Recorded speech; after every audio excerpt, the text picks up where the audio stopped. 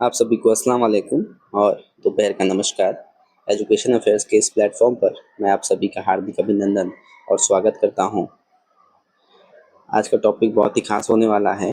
जैसा कि आप देख रहे हैं कि आज का टॉपिक है शोध प्रस्ताव तथा इस शोध प्रस्ताव की क्या क्या विशेषताएं हैं उसके विषय में भी हम लोग आज विस्तार पूर्वक से चर्चा करते हैं। आइए देखते हैं कि शोध प्रस्ताव क्या होता है, रिसर्च प्रपोजल आखिर है क्या। शोध प्रस्ताव एक विस्तृत और व्यवस्थित योजना है जो प्रस्तावित शोध अध्ययन का एक खाका प्रस्तुत करती है। यह एक ऐसा दस्तावेज है जो शोधकर्ता के शोध प्रश्न, उसके महत्व, प्रस्तावित कार्य प्रणाली, अपेक्षित परिणामों और आवश्यक संसाधनों का वर्णन करता है।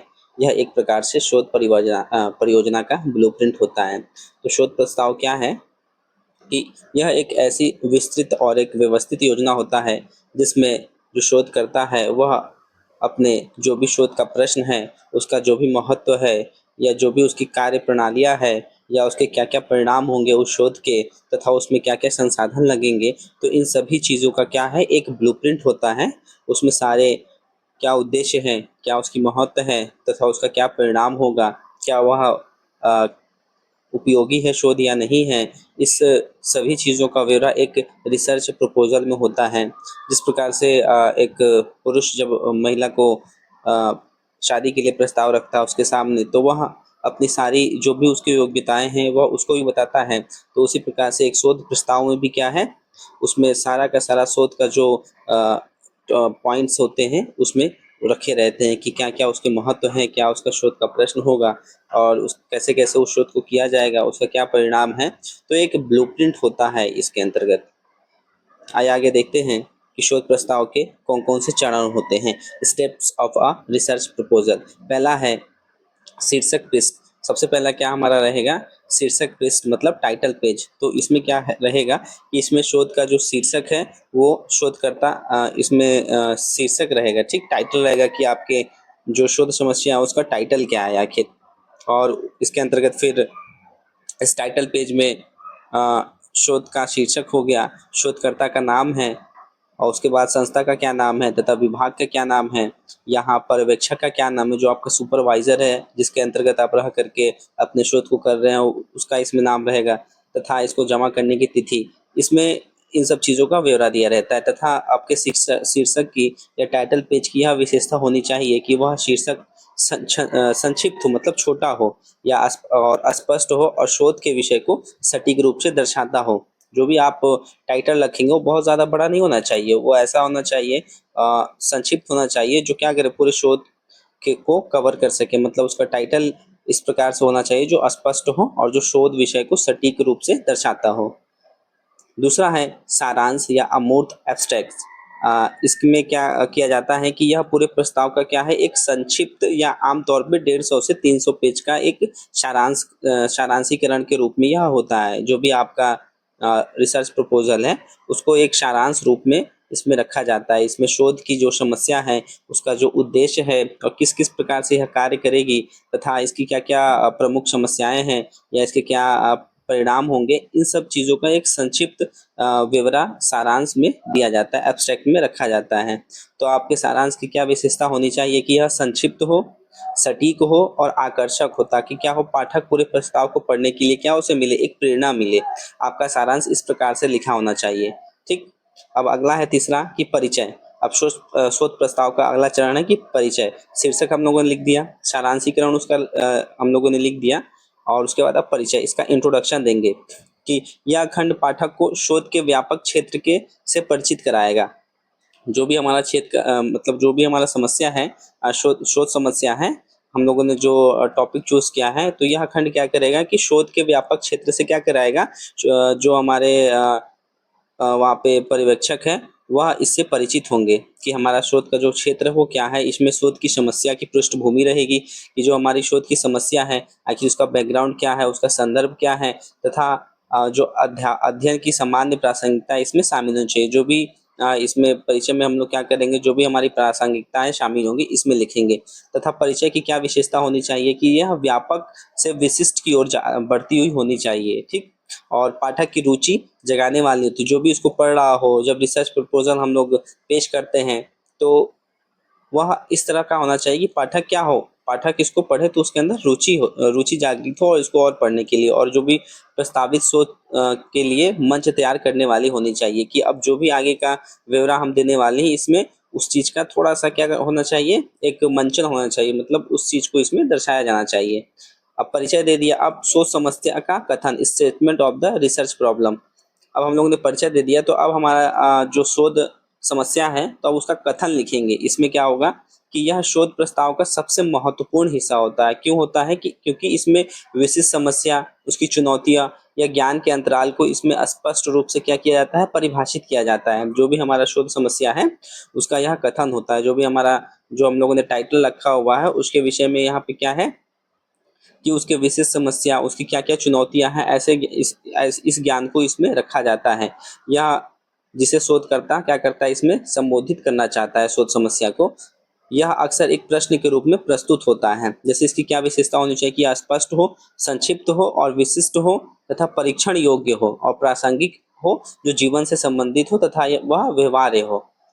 फिर अगला क्या है कि शोध के उद्देश्य। हम लोगों ने अब शोध समस्या का कथन लिख दिया कि हमारे शोध समस्या का क्या कथन है, जिसमें हम लोगों ने चुनौतियाँ हो गई उसकी और जो भी समस्याएं हैं और उसके अंतराल को हम लोगों ने स्पष्ट कर दिया। अब शोध के क्या उद्देश्य है कि आप जो शोध कर रहे हैं उसका क्या उद्देश्य है, क्या ऑब्जेक्टिव्स हैं। तो इसमें वे विशिष्ट लक्ष्य होते हैं जिन्हें शोधकर्ता अपने अध्ययन के माध्यम से प्राप्त करना चाहता है। तो इसमें कुछ लक्ष्य वह रखता है जो वो क्या करता है, वो अध्ययन के माध्यम से, जो इस शोध के माध्यम से वो प्राप्त करना चाहता है। ये अक्सर बुलेट बिंदुओं में लिखा जाता है, मतलब इसको एक-एक बिंदु के रूप में इसको लिखते हैं। इस समस्या कथन से जो संबंधित होने चाहिए, जो भी हमारा उद्देश्य हो वो क्या हो, जो हमारा शोध समस्या है उससे संबंधित होनी चाहिए तथा इसकी क्या विशेषता होनी चाहिए कि शोध के जो उद्देश्य है उसकी यह विशेषता होनी चाहिए कि वह विशिष्ट हो, अब मापने योग्य हो, प्राप्त करने योग्य हो, प्रासंगिक और समय की इसमें बद्धता हो। मतलब यह जो भी हम अपने ऑब्जेक्टिव्स को प्राप्त करना चाहते हो वह मापने योग्य भी होना चाहिए, ठीक, जिसे हम माप सकें। फिर अगला है छठा, शोध के हम लोगों ने उद्देश्य भी अब निर्धारित कर दिए। अब अनुसंधान प्रश्न या परिकल्पनाएं, रिसर्च क्वेश्चंस और हाइपोथेसिस। अब क्या करेंगे हम कि अब इन सब चीज़ों पे एक हाइपोथेसिस करेंगे, मतलब कि अब परिकल्पनाएं, मतलब हाइपोथेसिस का क्या है कि अब हम सोचेंगे विचारेंगे कि संभावित जो भी परिणाम हो सकते हैं उस चीज़ के लिए हम लोग सोचेंगे विचारेंगे कि इस समस्या का ये समाधान हो सकता है। हाइपोथेसिस जब रिसर्च में करते हैं तो इसके अंतर्गत हम लोग क्या करते हैं कि बहुत सारे कल्पनाएं अपने मस्तिष्क में बनाते हैं कि हाँ इसका यह परिणाम हो सकता है या फिर ये हो सकता है। तो ऐसे चीज़ों का हम लोग इसमें ब्यौरा देते हैं। तो ये क्या करती है कि जो भी शोध करता है वह उत्तर खोजना चाहता है, जो भी उसका समस्या है इसमें उस चीज़ का उत्तर खोजा जाता है। या वे परीक्षण योग्य कथन, जो भी परिकल्पनाएं होते हैं वह चरों के बीच क्या, और संबंधों का अनुमान लगाते हैं। इसमें अनुमान लगाया जाता है कि समस्या का ये समाधान हो सकता है। तो अनुसंधान प्रश्न या परिकल्पनाएं, इसकी क्या विशेषता होनी चाहिए कि यह स्पष्ट हो और ये संक्षिप्त हो और परीक्षण करने योग्य और सीधे उद्देश्य से क्या हो, संबंधित हो। जो भी हम परिकल्पनाएं बनाएंगे वो हमारे ऑब्जेक्टिव है उससे रिलेट करता हो, या हमारी जो भी हमने समस्या चूज किया है वो उसी चीज पे वो हाइपोथेसिस करे, उसी से संबंधित हमारी जो भी परिकल्पनाएं हैं, जो भी संभावित परिणाम आने वाले हैं उस पे होना चाहिए, ना कि और भी कोई अलग टॉपिक पे हम लोग क्या करें, इस पे परिकल्पनाएं बनाना शुरू कर दें। फिर आगे है सातवां, इसका चरण है कि शोध का महत्व, सिग्निफिकेंस ऑफ द स्टडी। कि आपका जो शोध है इस खंड में बताया जाता है कि जो प्रस्तावित जो आपका शोध है, जो भी आपका जो आपने जो शोध समस्या लिया है वह क्यों महत्वपूर्ण है, क्यों महत्वपूर्ण है तथा क्या इसके संभावित योगदान होंगे, कि इसकी क्या महत्वता है, तथा आपने जो समस्या चूज किया है या जो भी आपका शोध का जो प्रस्तावित शोध है उसकी क्या महत्वता है, इसका क्या योगदान रह सकता है आगे, और यह ज्ञान के लिए, नीति निर्माण के लिए या फिर व्यवहार के सुधार के लिए इसकी क्या महत्वता है, यह इसकी व्याख्या इसमें की जाती है। यह किस चीज में काम आया, ज्ञान में काम आएगा या नीति निर्माण में, या जो व्यवहार है उसमें सुधार आएगा। तो इसमें शोधों का महत्व लिखा जाता है कि उसकी क्या क्या विशेषताएं हैं। तो शोध का महत्व की क्या विशेषताएं होनी चाहिए कि यह दर्शाता हो कि जो भी शोध है वह उसके क्या लाभ हो सकते हैं। अब इसके लाभ किसको मिल सकते हैं, जैसे कि शिक्षाविदों के लिए, जो शिक्षा वैज्ञानिक है उसके लिए लाभान्वित है, या फिर नीति निर्माताओं के लिए है, या चिकित्साओं के लिए है, या चिकित्सकों के लिए, या छात्रों के लिए। तो इसमें शोध का जो है महत्व लिखा जाता है कि आखिर शोध का हमारा क्या महत्व हो सकता है। फिर अगला है आठवां चरण, साहित्य समीक्षा। लिटरेचर रिव्यू, इसमें क्या किया जाता है कि यह खंड जो भी प्रस्तावित शोध है विषय से संबंधित हो, जैसे मौजूदा साहित्य, जर्नल, लेख, किताबें, शोध प्रबंध आदि का एक आलोचनात्मक इसमें विश्लेषण किया जाता है, इसमें एनालिसिस किया जाता है। प्रस्तुत जो भी है मतलब इसमें प्रस्तावित जो विषय है, जो हमारा शोध विषय से संबंधित जो भी साहित्य हैं, जैसे कि जर्नल हो गया, जर्नल लेख हो गए, किताबें हो गए या शोध प्रबंध हो गए, तो इन सब का क्या है, एक आलोचनात्मक ये एनालिसिस करता है, प्रस्तुत करता है। यह पहले से क्या हो चुका है, ज्ञान में क्या अंतराल है और आपका शोध इन अंतरालों को कैसे भर सकता है। तो इस साहित्य समीक्षा में इन सब चीज़ों को दर्शाया जाता है। और आपका साहित्य समीक्षा की क्या विशेषताएं होनी चाहिए कि ये केवल सारांश नहीं है, बल्कि यह आलोचनात्मक विश्लेषण है। इसमें एक तरीके से क्रिटिकल एनालिसिस किया जाता है, जो भी इसके गुण हैं अवगुण हैं, इन सब चीज़ों का इसमें विश्लेषण किया जाता है, संश्लेषण किया जाता है और आपके शोध के लिए क्या हो, वह सैद्धांतिक या वैचारिक ढांचा क्या करे, प्रदान करने वाला होना चाहिए। यह शोध अंतराल को स्पष्ट रूप से उजागर करता है। ठीक, साहित्य समीक्षा क्या करता है कि यह शोध अंतराल को स्पष्ट रूप से उजागर करता है। आठवां है कार्य प्रणाली, शोध अभिकल्प, मेथोलॉजी और रिसर्च डिजाइन। अब इस कार्य प्रणाली में हम क्या करेंगे, अब कार्यों का निर्धारण करेंगे, मतलब कौन कौन से कार्यों का। यह शोध प्रस्ताव का वह खंड है जो क्या बताता है कि शोध कैसे किया जाएगा। इसमें निम्नलिखित शामिल हो सकते हैं, मतलब इसमें क्या क्या शामिल होंगे, जैसे इसमें शोध का प्रकार हो गया, जैसे कि हम जो शोध कर रहे हैं वो किस प्रकार का है, मात्रात्मक है या गुणात्मक है, क्वालिटेटिव है या क्वांटिटेटिव है, या मिक्स्ड विधि इसमें है, या ये प्रयोगात्मक है या सर्वे है या केस स्टडी है। तो इसमें कौन सा यह मेथड है, मतलब शोध का जो प्रकार है वो कौन सा है, यह इसमें बताया जाता है। फिर जनसंख्या और प्रतिचयन, या इसमें जो हम सैंपल्स लेते हैं वो अध्ययन के लिए, तो उसको इसमें लक्षित किया जाता है कि नमूना का चयन किया जाता है इस कार्य प्रणाली में। फिर उसके बाद इसी में डेटा का संग्रह किया जाता है, जो भी हम रिसर्च कर रहे हैं उससे संबंधित हम लोग क्या करते हैं, डेटा को कलेक्ट करते हैं।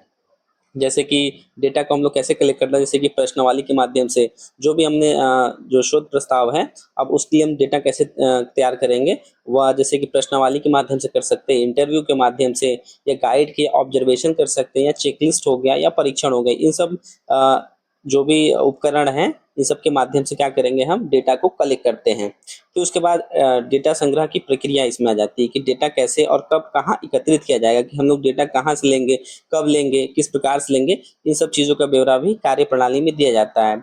फिर इसमें जो हमारे नैतिक विचार है कि जैसे कि जब शोध हम जब करते हैं तो उसके दौरान नैतिक मानकों का पालन कैसे किया जाएगा, जैसे सूचित, सहमति या गोपनीयता, उस चीज़ का हम लोग पालन किस प्रकार से करेंगे अपने जो शोध अभिकल्प है या कार्य प्रणाली है, जो हमारी शोध समस्या उस पर, इन सब चीज़ों का इसमें ब्यौरा दिया जाता है कार्य प्रणाली में, कि हम लोग किस प्रकार से शोध का जो कार्य है उसको पूर्ण करेंगे।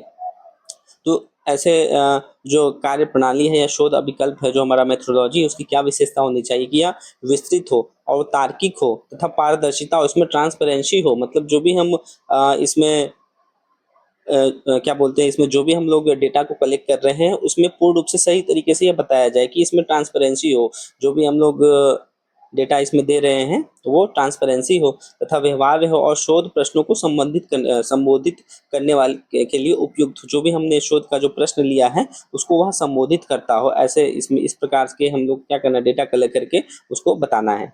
फिर 10th है इसका चरण। अगला है समय सारणी, टाइमलाइन या वर्क प्लान।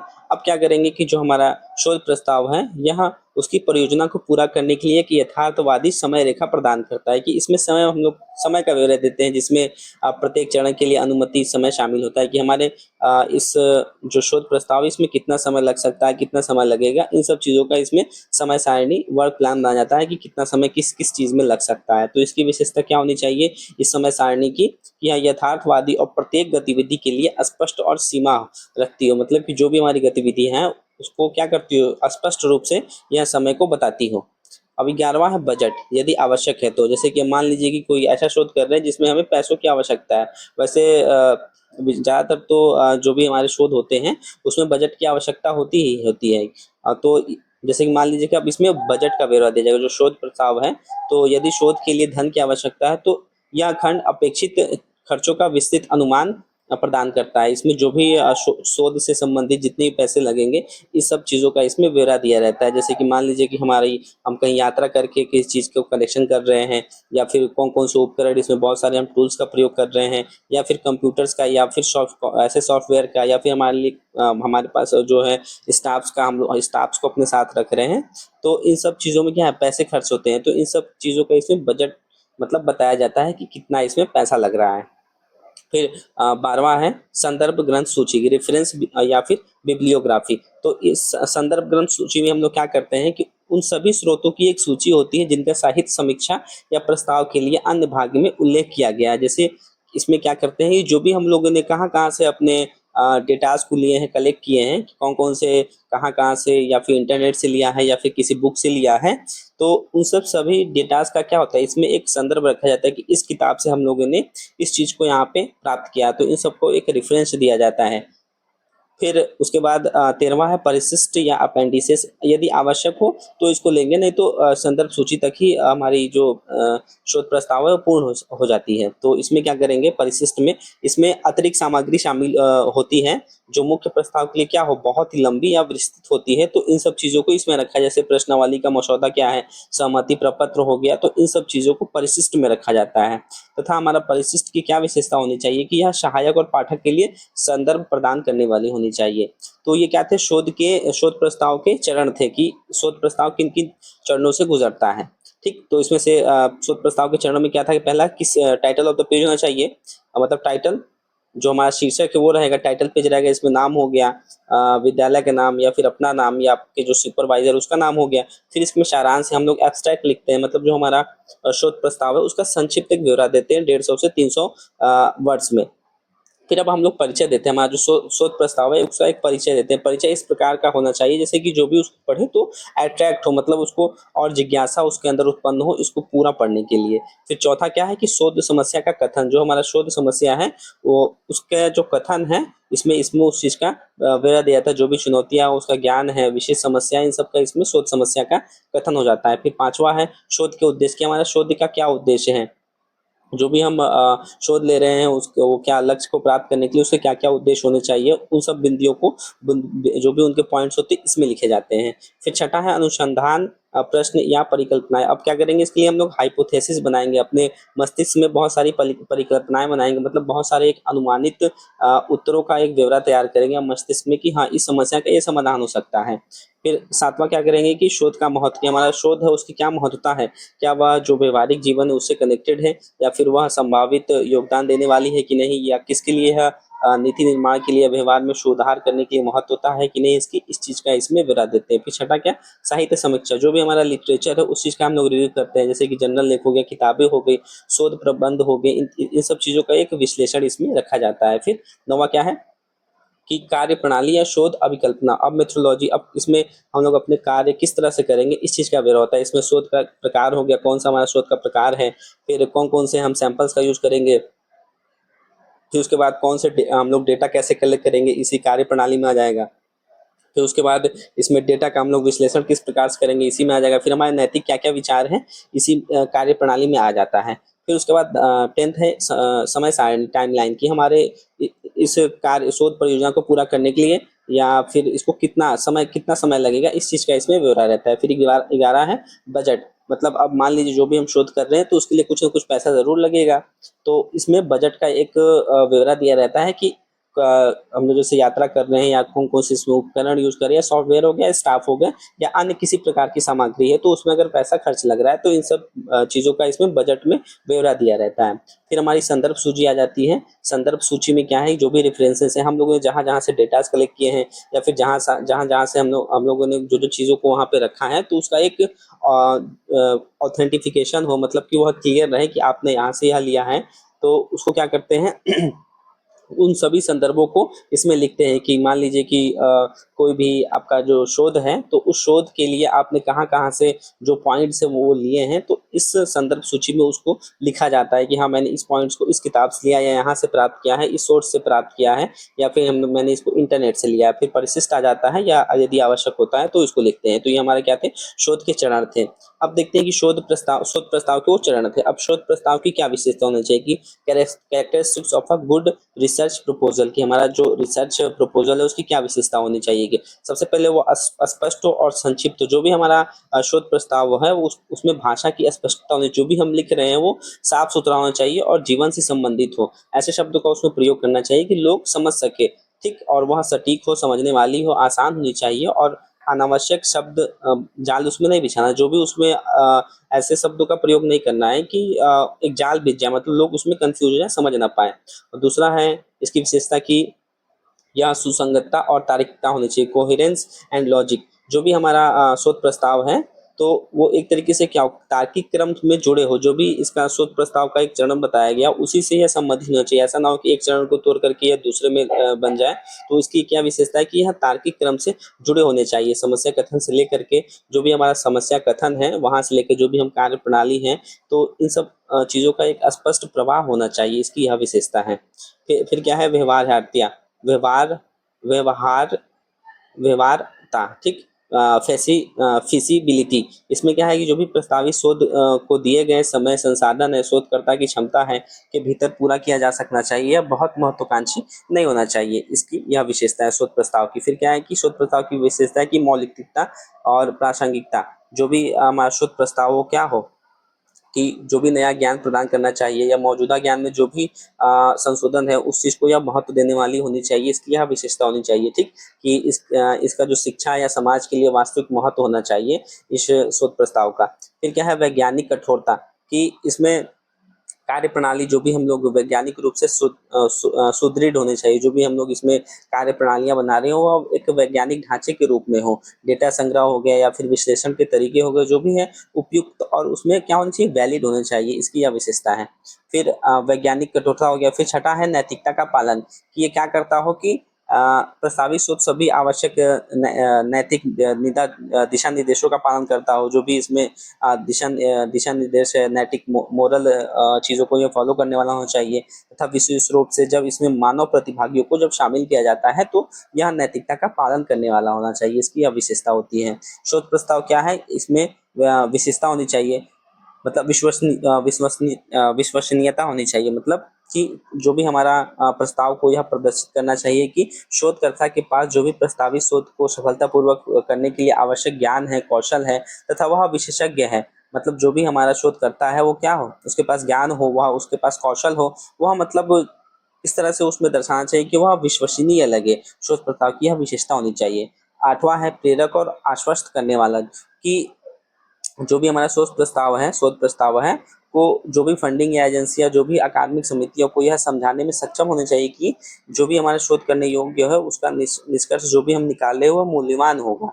कि तभी हमारे लिए क्या हो सकता है, प्रेरक और आश्वस्त करने वाला हो सकता है। मतलब जो भी हम शोध कर रहे हैं, जिन भी हम एजेंसियों के सामने ये जब रिसर्च प्रपोजल रखते हैं तो वह उनको इस तरह से लगना चाहिए कि जो भी हम रिसर्च कर रहे हो हमारे समाज के लिए या हमारे लिए या फिर नीति निर्माताओं के लिए, चिकित्सकों के लिए या फिर छात्रों के लिए क्या हो, यह मूल्यवान होना चाहिए। तो इस प्रकार से इसकी विशेषताएं होनी चाहिए शोध प्रस्ताव की। तो शोध प्रस्ताव क्या है, एक मजबूत शोध प्रस्ताव लिखना शोध प्रक्रिया में एक महत्वपूर्ण कदम है जो सफल शोध परियोजना की क्या करता है, नींव रखता है, ठीक। तो आप लोग का बहुत बहुत धन्यवाद। आज का टॉपिक बहुत ही महत्वपूर्ण था, कृपया अच्छे से ज़रूर देखिएगा और मेरे चैनल को सब्सक्राइब करें, लाइक करें और शेयर करें। और जो भी समस्या आ रही है आप लोग को डाउट अगर है तो कुछ ज़रूर पूछें और कुछ सुझाव देना चाहते हैं तो कमेंट बॉक्स में ज़रूर कमेंट करें। Thank you.